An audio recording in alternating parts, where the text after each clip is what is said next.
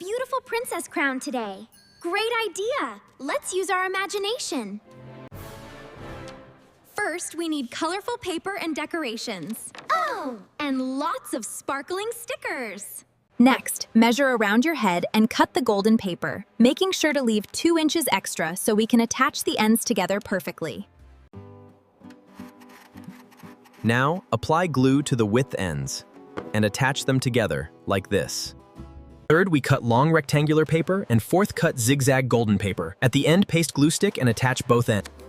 I'm adding crystal and shiny gems, and I'm making the crown nice and strong.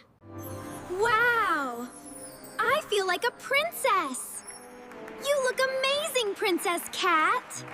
Crafting is fun and creative. Use your imagination and make something magical. See you on the next Kit and Kat adventure.